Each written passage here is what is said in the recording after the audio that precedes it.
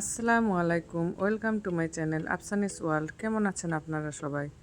আশা করি ভালো আছেন। আমি আপনাদের দোয়ায় ভালো আছি। আজকে আমি নিয়ে আসলাম আম পেঁয়াজি আচার। এটি পারভিন ভাবি এই আচারটি খুব অসম্ভব সুন্দরভাবে করে। আমি তার বিন্দুমাত্র একটু চেষ্টা করেছি এই আচারটি করার জন্য। মোটামুটি একটু টেস্ট হয়েছে ভালোই, কিন্তু ভাবিরটা তো অসম্ভব সুন্দর। ভাবির আচারটা একদিন আপনাদেরকে আমি ভিডিও করে দেখাবো। আজকে আমি কিভাবে আচারটি করেছি সেটা আপনাদেরকে দেখাবো। আম পেঁয়াজিটা কেমন লাগবে আপনাদেরকে অবশ্যই আমাকে কমেন্ট করে জানাবেন এবং আমার চ্যানেলটিকে অবশ্যই সাবস্ক্রাইব করবেন।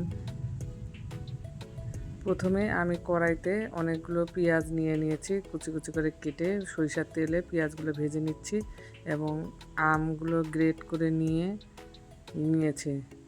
আমগুলো গ্রেট করে নিয়ে এখানে ভালো করে চিপে চিপে, দুই হাত দিয়ে ভালো করে চিপে চিপে, আপনারা কাপড় দিয়েও চিপে নিতে পারেন, রসটা বের করে নেবেন।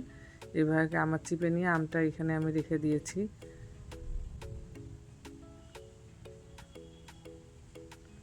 আর এই তো আমি এখানে পেঁয়াজ বেরেস্তা করছি। পেঁয়াজ বেরেস্তা করা হয়ে গিয়েছে।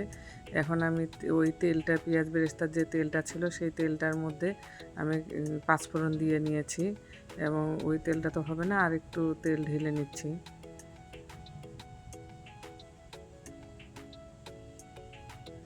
এবং এই আম পেঁয়াজি আচারটা অনেক ধৈর্য নিয়ে করতে হয়। পারভিন ভাবির হাতের এই আচারটি অসম্ভব সুন্দর। তারপরে এই আমগুলোকে দিয়ে দিচ্ছি এই তেলের মধ্যে।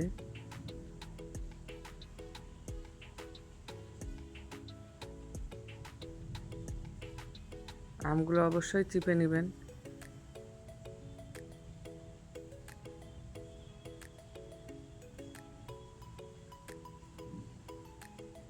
তারপর এই তো নাড়াচাড়া করবেন। নাড়াচাড়া করে এর মধ্যে লবণ দিয়ে দিলাম। লবণ আপনি 2 টেবিল চামচ পরিমাণ লবণ নিয়ে নেবেন। আমি পরে আরেকটু দিয়েছি, এই জন্য আপনাদেরকে বললাম 2 টেবিল চামচ পরিমাণ লবণ নিয়ে নেবেন।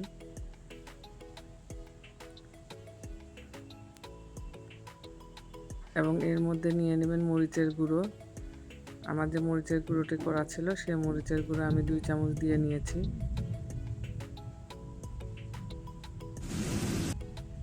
আর এখানে আরও নিয়ে নিব আরও মরিচের গুঁড়ো, যে খোলায় ভেজে তেলে নেওয়া চিলি ফ্লেক্সটা যে রয়েছে সেটা আমি 4 চামচ পরিমাণ দিয়ে নিয়েছি। আপনারা ঝালের পরিমাণটা আপনারা যেভাবে খাবেন সেভাবেই দিবেন এবং চুলার আঁচটি এ পর্যায়ে একটু কমিয়ে নেবেন। আমার চুলাটা একবারে বেড়ে যাচ্ছে, না হয় একবারে কমে যাচ্ছে। এই তো চুলার আঁচটা কমিয়ে নিয়ে এখন ভালো করে আস্তে আস্তে করে আমি রসুন অর্ধেক পরিমাণ নিয়ে নিয়েছি। রসুনটা দিলেও পারেন, না দিলেও পারেন।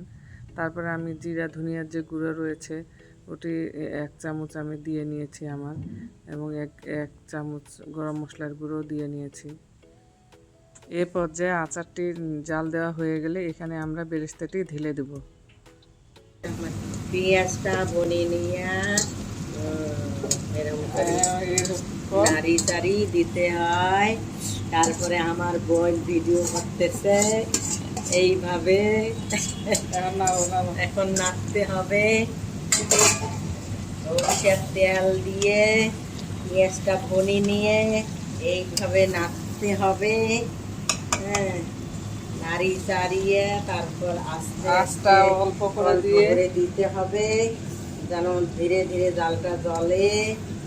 আর বেশি করে জোরে জোরে নাড়তে হবে না, আস্তে আস্তে করে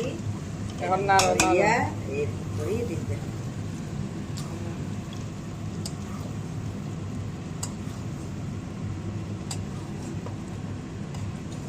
এত শীত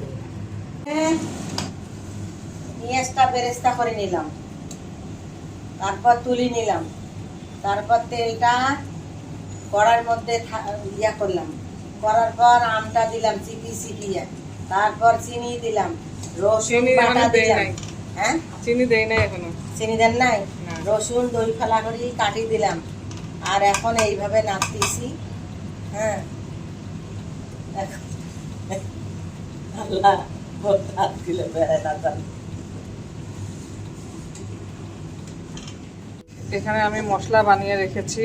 এর মধ্যে রয়েছে পাঁচফোড়ন, মৌরি, ধনিয়া, জিরা, সরিষা একটু দিয়েছি, দিয়ে এটা একটু তেলে নিয়ে গুঁড়ো করে নিয়েছি, আধা গুঁড়ো। এটা আমি এর মধ্যে দিয়ে দেব, আচারটার মধ্যে।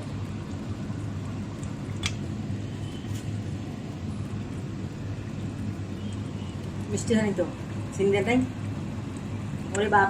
তারপর এর মধ্যে আমি গুড় দিয়ে নিচ্ছি। এই আচারটি গুড় দিয়ে করলেই বেশি ভালো হয়। তা আমার তো তেমন গুড় ছিল না, অল্প একটু গুড় রয়েছে। আমি 1 চামচ গুড় দিয়েছি এবং চিনি দিয়েছি 2 কাপ পরিমাণ। তারপরে আপনাদের স্বাদ অনুযায়ী আপনারা যেমন চিনি খান সেইভাবেই দিবেন। একটু চেখে নেবেন, নিয়ে যদি আপনাদের মনে হয় যে চিনি কম হয়েছে তাহলে দিবেন। আমি পরে আরও দিয়েছিলাম, এই জন্য আপনাদেরকে 2 কাপ পরিমাণ চিনির কথাই বললাম। কর্মা হচ্ছে আমাদের লুৎফাবু। লুৎফাবু, কেমন লাগতেছে? খুব ভাল লাগতেছে আমার আচারটা দেখি, মনটা খুব শান্তি, খুব ভাল লাগতেছে আমার। এখন ভালো করে এটা ফিনিশিং দিতে পারলে মনটা খাইতে শান্তি। মজা, খাইতে যদি ভালো হয় তাহলে বোঝা যাবে যে আপনার মনটা শান্তি মনটা লাগছে। শান্তি। ইয়েস। আরো আগে দেওয়া লাগতো, কিন্তু আমার মনে ছিল না, এখন দিলাম। 4টা এলাচ আর দারচিনি, এটা গুঁড়া করব, গুঁড়া করে দিব। এভাবে নাড়তে নাড়তে আচারটি যখন তেলের উপর উঠে এসেছিল, তখন এভাবে করে নেড়ে নেড়ে আচারটি তেলের উপর উঠে আসলেই আচার করা হয়ে যাবে। এবং আরেকটি তো ভিডিওতে বলাই হয়নি, এবং শেষের দিকে কিন্তু পারভিন ভাবিও এসেছিল, উনি আচারটি দেখেছিল এবং কি কমতি ছিল তা উনি দিয়েছিল। তারপর আমি এখানে গরম মশলাটা দিয়ে দিলাম এবং এভাবে করে আস্তে আস্তে করে নাড়তে নাড়তে এটা তেলের উপর উঠে এসেছে। এই প্রায় আমার হয়ে এসেছে আচারটি। এভাবে করে নাড়ে নাড়ে নাড়ে নাড়ে আচারটিকে এভাবে করে তেলের উপর তুলবেন এবং আমার আচার করা কমপ্লিট। এই তো। তারপরে একটা বাটিতে করে রোদে দিবেন 3 দিন। 3 দিন পর আচারটি আমি বয়ামে ভরে নিয়েছি, কাঁচের বয়ামে ভরবেন। তারপরে আচারটি খেয়ে দেখবেন, অসম্ভব সুন্দর হয়েছিল আচারটি, খেতেও খুব সুস্বাদু হয়েছিল। পারভিন ভাবির মতো কিছুটা হয়েছিল, হয়তো 100% হয়নি, কিন্তু 80% তো হয়েছিল। তারপরে আপনাদেরকে কেমন লাগলো আমার এই রেসিপিটাই অবশ্যই আমাকে কমেন্ট করে জানাবেন এবং সাবস্ক্রাইব করবেন আমার চ্যানেলটিকে। ভালো লাগলে লাইক, কমেন্ট, শেয়ার দিবেন। আল্লাহ হাফেজ।